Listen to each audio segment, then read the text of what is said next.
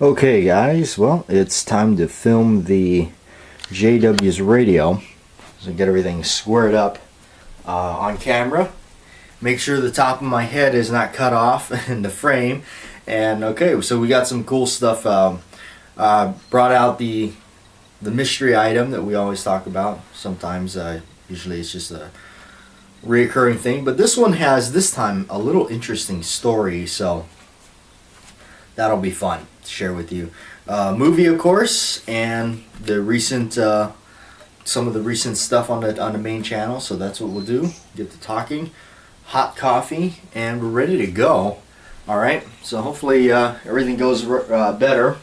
It's been kind of gloomy in the mornings now, so I'll try to work here with the better lighting. And here's the back plate. I'm working on it. A little bit of the solder spills.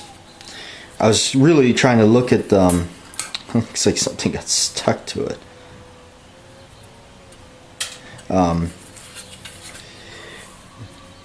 Looking at the original photos of the screen used one, there's the solder spills are just almost kind of like just a disaster on it. It's not any kind of pattern, so that's kind of what I did here. We just kind of put it on there. Maybe I'll add a couple of streaks or something here and there to make it look like some sort of uniform something. But yeah, this is what I got so far. Out and about in traffic. And yeah, town is crazy, and I'll tell you why in just a moment. Well, you probably have an idea since the title of this vlog.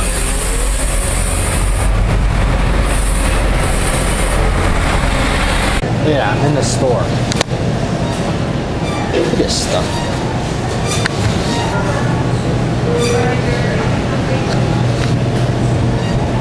Yeah.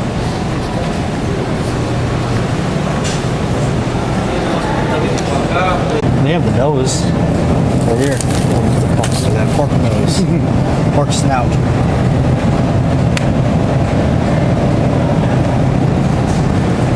Pork snout.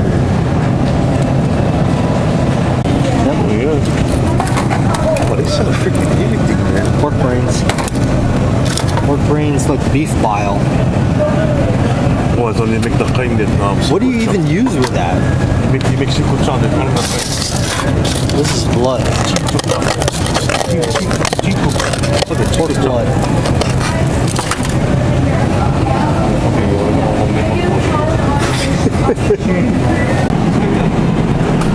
Blood sauce.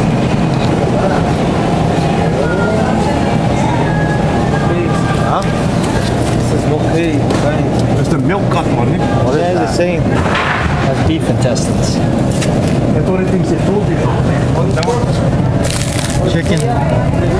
Chicken feet. Pork stomach.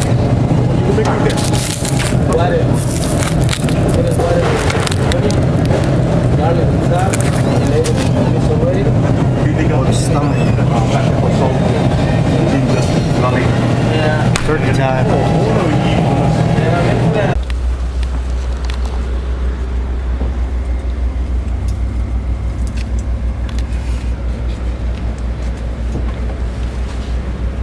Hey, well, yeah, JW's radio is going to go up tomorrow, and I actually forgot something, and I forgot to mention the target. So there's a little insert in the beginning before the JW's radio begins, and I brought out the target to show and to make sure. So those of you that remember that's why I want to do it the week of instead of too much later, the Ruger Blackhawk video. The one where we shot up the target. Well, there's the target from the video. A little keepsake if you want it. So if you do, any of you want it, watch JW's radio tomorrow morning. Actually, I don't know if you're seeing this beforehand or not, but check it out and make sure you put in, you know, I'm in for the target or whatever in the comments below, and then we'll get that sent out to you. So, got a cool movie to talk about, but before that, I know you. Probably the whole vlog you're probably going, well, what's going on?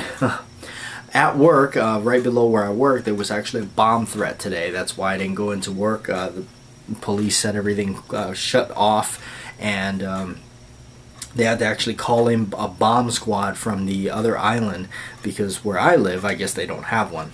Kind of weird, but yeah, they don't have one. So I guess they had to call in a bomb squad from the other island, and pretty much it put a halt in that little section of area, and you can't really travel and everything. And then so it makes it hard to get in and out of where I work. And then also, if you think about it, I mean, I don't know if I want to be working next to a potential bomb and get blown up. So but this has only actually happened one other time that I can remember, where there was actually a bomb threat at Walmart. I know that seems so weird, but honestly, I think in that case it was like, I think it was like somebody reported something there. Maybe they didn't want to go to work that day. Maybe they worked at Walmart and they were just like really not like, I don't want to go to work today. How do I get out of work? You know, instead of like saying, oh, I'm sick, I got the flu or something. No, let's call in a bomb threat. This time around, I don't know. I heard two different things. I heard somebody say it was an unidentified box or package left behind, and you know, whatever. And if you ask me, maybe somebody just was in a hurry Christmas shopping and they forgot their Christmas present there. I don't know. So, but either way, better safe than sorry. So I guess I just stayed home for the day. Well, I went out to do some stuff, run some errands, and take care of some stuff. So, and I was out and about. Actually, all the town sequences you see are from two different times I went back into town. And once I drove myself, and the others I was carpooling with some people. So that, yeah, and that's when you see all the strange things from a market. All that stuff I've never actually saw in person before. I've heard of him. I've heard of beef bile. And in fact, when I watched this one video, these people, they were like drinking it as a challenge. And that, I mean, no matter who did it, the minute it got in there, the minute they tasted the stuff, they threw up. And I can't imagine somebody eating it or using it in some sort of anything. I mean, you just it's like thinking about it, it's like, man, this is just horrible tasting stuff. Why would you even? But at the same token, I know there's you know, places you know, where people use everything from the animal. They don't waste nothing, and I respect that. I can respect that. You know, where somebody, you know, they're brought up in their culture, their whatever, they use everything. So I can respect that in that sense. Me, you know, I think I can pass on pig nose, you know, pig feet, gut, you know, wrapped in guts. I don't know. I mean, I think I just can, you know what, I don't need to. It's just, I don't know. So, anyway, let's get on with the movie. And this is actually more or less a question, rather, to most of you, if you feel like answering. And this is referring to the movie The Amityville Horror. This is the original one that came out in 1979 with James Brolin, Rod Steiger, based on the Lutz family, what happened in their house, all that stuff. I actually got the book. I've yet to read it. I've had it for a little while, and I should get to reading it, because, and this is the original copy of the book, a really old one. I remember somebody talking about the cover and the serpent tail and the flies in the back. So you know, it says right here, you know, the back of description, in December 1975, the Lutz family moved into their dream home, the same home where Ronald DeFeo had murdered his parents, brothers, sisters, just 1 year earlier. So supposedly, I don't know, they're just the story of it being haunted and all of what happened to the Lutz family. Do you believe it's a hoax? Do you believe that they just made it up to get publicity, maybe get a little media money? I don't know. Or do you think it's true? Do you think they really started to experience that kind of heavy paranormal thing? For me, my personal experiences and beliefs, and I go ghost hunting. I believe in ghosts. I believe in spirits. So I do believe in that stuff.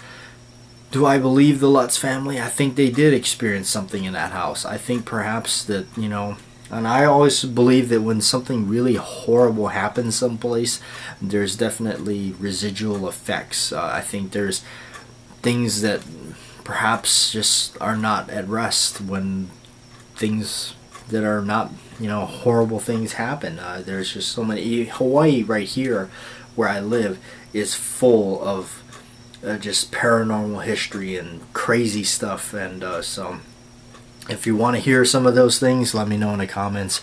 There's a lot of Hawaii paranormal stuff, strange things that occur here. My dad has had some really bizarre things happen to him, and some things that have literally shaken him out of his boots, and he's usually not frightened by anything. So I'm gonna get out of here. Thanks for watching, you guys, and yeah, I didn't get blown up today, so I stayed because I stayed home. I know it's not really funny to make a joke out of it, but nothing apparently happened because we would have heard about it. But it was serious enough to where the bomb threat was actually on the radio.